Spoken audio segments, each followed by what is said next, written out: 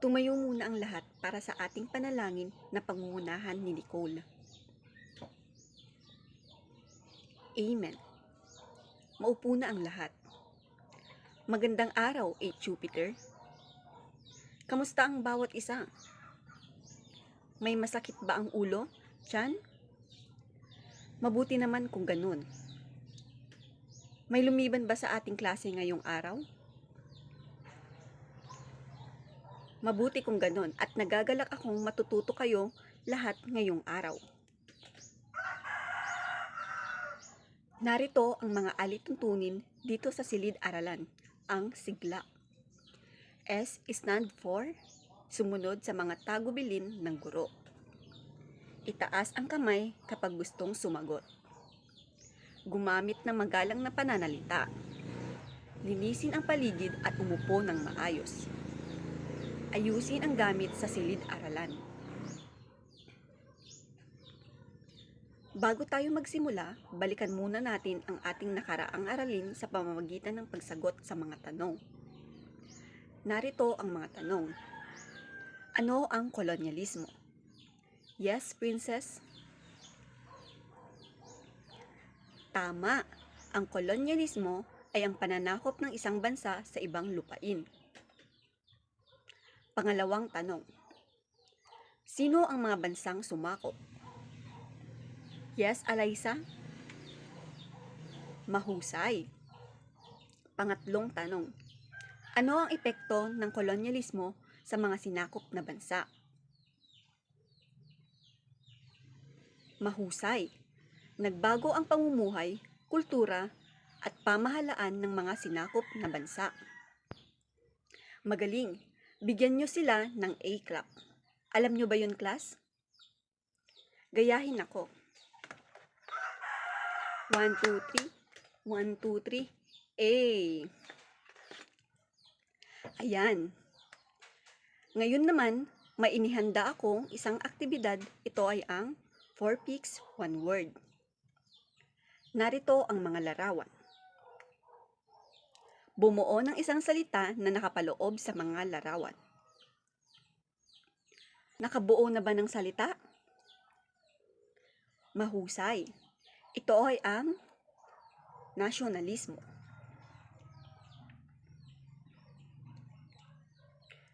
Ang nasyonalismo ay konektado sa ating talakayin ngayong araw. Basahin ng malakas. Magaling! Ang ating talakayin ngayong araw ay ang paglaganap ng nasyonalismo sa Asya at Amerika. Ano nga ba ang nasyonalismo?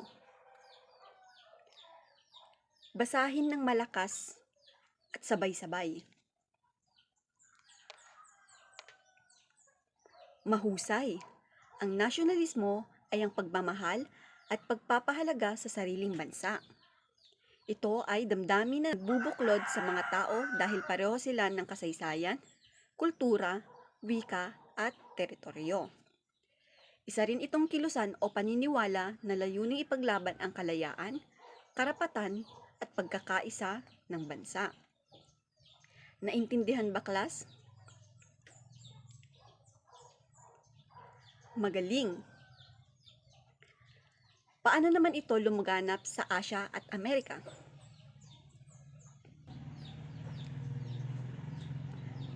Basahin ng malakas.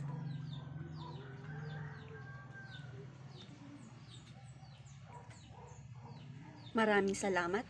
Sa madaling salita, nagsimula ito noong nagkaisa ang mga tao para ipaglaban ang kanilang kalayaan at karapatan laban sa mga mananakop.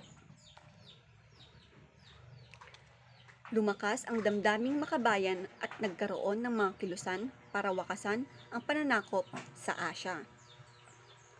Umusbong naman ito dahil sa pagnanais na magkaroon ng sariling pamamahala at pagkakapantay-pantay sa Amerika.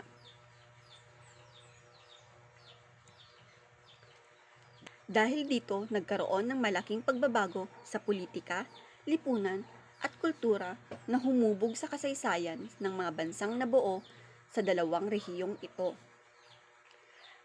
Malinaw ba? Mahusay. Alamin naman natin ang mga kilusang nabanggit.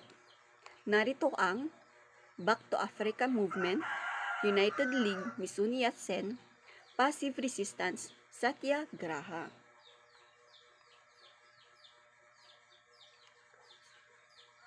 Sino ang gustong magbasa? Yes, Emelda?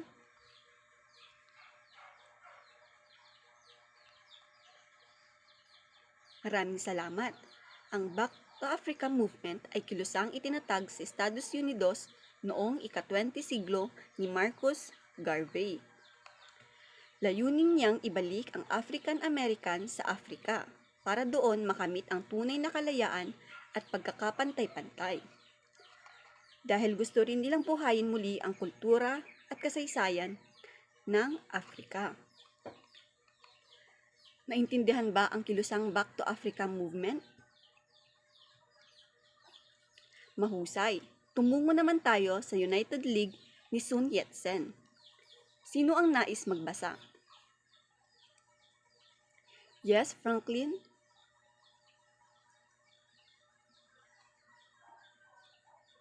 Magaling.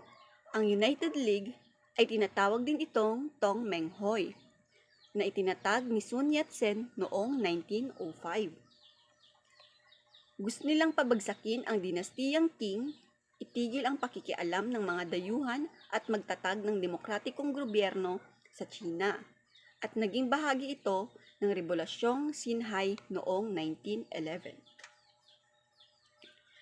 Malinaw ba, class? Mahusay. Tumungo naman tayo sa huling kilusan.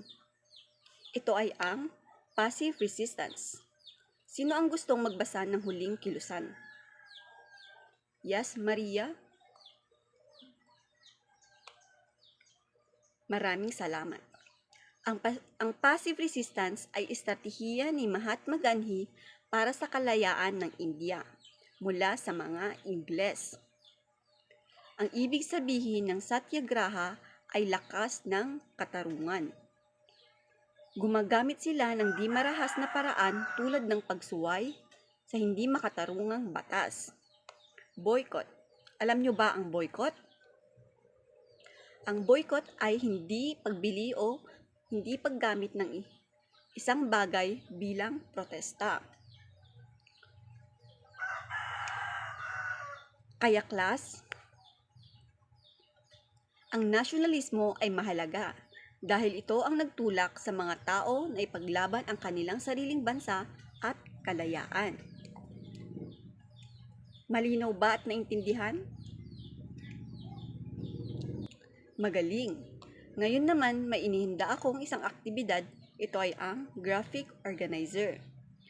Maglabas ng isang buong papel at sagutin ito. Bibigyan ko kayo ng 5 minuto upang tapusin ang aktibidad. Tapos na ba ang lahat? Mahusay. Ngayon naman ipasa ng inyong mga papel ng tahimik dito sa harapan.